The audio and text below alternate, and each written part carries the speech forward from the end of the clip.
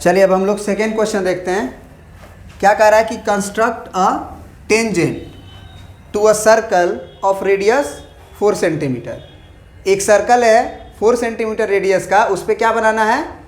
Tangent बनाना है। Construct a tangent to a circle of radius 4 centimetre. तो 4 centimetre का पहले हम लोग सर्कल बना लेंगे, है ना। अब हमको पता है कि सर्कल का रेडियस 4 सेंटीमीटर कैसे लेना है, कंपास का पॉइंट कैसे नापना है कि नहीं, पता है ना। हाँ पता है। तो 4 सेंटीमीटर का हम एक सर्कल बना लेंगे। अब सर्कल बनाने के बाद हमको क्या बोल रहा है ये कि इस पे हमको टेंजेंट चाहिए, लेकिन कहाँ से चाहिए? तो बोल रहा है कि from a point on the concentric circle of radius 6 centimetre. एक कॉन्सेंट्रिक सर्कल है। अब क्वेश्चन ये है कि कॉन्सेंट्रिक सर्कल का मतलब क्या होता है? कॉन्सेंट्रिक का मतलब होता है कॉन्सेंट्रिक, एक ही जिसका सेंटर हो, को मतलब एक ही सेंट्रिक हो, मतलब एक ही सेंटर हो। माने दूसरा भी सर्कल बनाओगे उसका भी सेंटर यही होना चाहिए। तो जो 4 सेंटीमीटर का तुम रेडियस वाला सर्कल बनाए थे, उसके बाद तुम क्या बनाने जा रहे हो?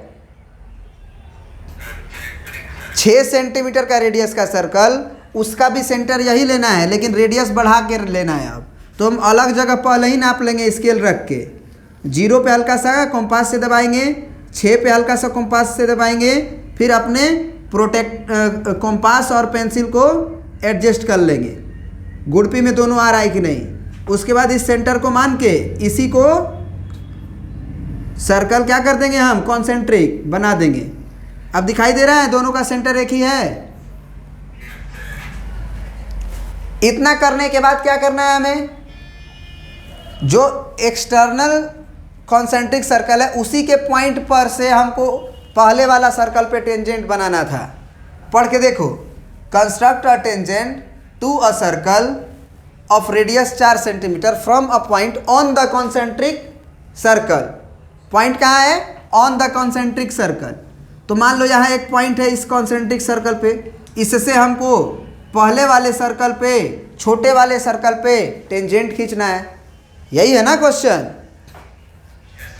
तो कोई बात नहीं, हम इस सर्कल को भूल जाएंगे कि ये मेरे पास एक सर्कल था।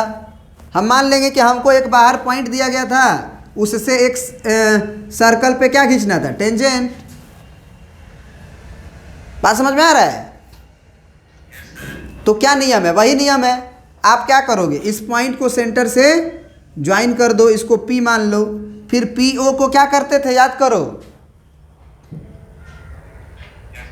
PO को क्या किया जाता है? अगर P पॉइंट से हमको 2 टेंजेंट खींचना है, ये वाला परपेंडिकुलर बाइसेक्टर, किसका? तो PO का। तो PO का परपेंडिकुलर बाइसेक्टर कैसे खींचेंगे? आधा से अधिक आर्क लेंगे, मतलब PO के लेंथ के बराबर ऊपर आर्क लिए, नीचे आर्क लिए, फिर यहाँ से ऊपर आर्क लेंगे और नीचे आर्क लेंगे। अब ये दोनों आर्क को क्या कर देंगे, हम ज्वाइन कर देंगे, ठीक ना। उसके बाद ये जो पॉइंट आया उसको M बोल देंगे, M। अब M को सेंटर मान के MO को चाहे MP को रेडियस मान के सर्कल बना देंगे। पता है ना। M को सेंटर O तक नाप लेंगे, O तक नाप लेंगे रेडियस, उसी को ऐसे गोल घुमा देंगे, ऐसे ये ऐसे करके गोल घुमा देंगे, ऐसे, है ना।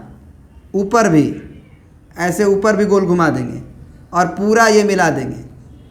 अब अगर ये सेंटर था तो ये लेंथ और ये लेंथ बराबर है, तो ये डायमीटर का तो काम करेगा ही। तो जैसा ऊपर होगा वैसा नीचे फिगर होगा। क्लियर है? उसके बाद जब हमको 2 जगह इंटरसेक्ट करता हुआ पॉइंट मिलेगा, उसको हम A लिख देंगे और B लिख देंगे। और ये पॉइंट से अब स्केल से क्या करेंगे कि हल्का सा कंपास से इसको A को दबा लेंगे, हल्का से कंपास को B को दबा लेंगे। अब P पे तो दबा हुआ पहले से था, तो P और A को ज्वाइन कर देंगे स्केल रख के, है ना। और फिर नीचे वाला PB को भी हम लोग स्केल रख के क्या कर देंगे, मिला देंगे। बात समझ में आया? आगे इसमें क्या बोला है कि and measure its length, length को मेजर करना था तो स्केल से नाप के आपको लेंथ को लिखना है। लेकिन हम क्या करेंगे, पाइथागोरस लगाएंगे। किस में लगाएंगे, तो यहाँ ध्यान से देखना, इस ए को हम लोग सेंटर से मिलाते हैं तो ये रेडियस होता है। पहले से पता है कि रेडियस टेंजेंट पे 90 डिग्री का एंगल बनाता है। तो छोटा वाला सर्कल का रेडियस कितना था, 4। और यहाँ से देखो ओ से पी तक का डिस्टेंस कितना होगा बताओ, 6 होगा। क्या है कि ओ से दूसरे सर्कल पे पॉइंट लिए हैं तो वो रेडियस का काम करेगा बड़े वाला सर्कल के लिए। तो बड़े वाला सर्कल के लिए वो 6 लेंथ हो जाएगा। तो इसका मतलब हमारे पास एक राइट एंगल ट्रायंगल मिलेगा 90 डिग्री का, जिसका ये लेंथ तो 4 होगा और ये लेंथ तो 6 होगा। अब ये निकालना है तो ये फिर हाइपोटेनस की तरह मत सोचना, क्योंकि हाइपोटेनस जो होता है 90 डिग्री के सामने होता है। तो पी ए स्क्वायर डायरेक्ट क्या लिख देंगे, P O square minus O ए स्क्वायर। हाइपोटेनस के स्क्वायर में से परपेंडिकुलर का स्क्वायर घटा देंगे तो ये 36 और माइनस 16 घटाएंगे तो कितना आ जाएगा,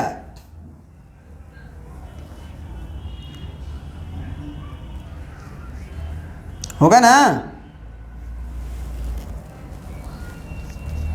तो पी ए का लेंथ कितना हो जाएगा जी, √20, मतलब 20 को लिख सकते हैं 2 गुने 2 गुने 5, तो 2√5। तो अब √5 का वैल्यू तो तुमको निकालना पड़ेगा लगभग।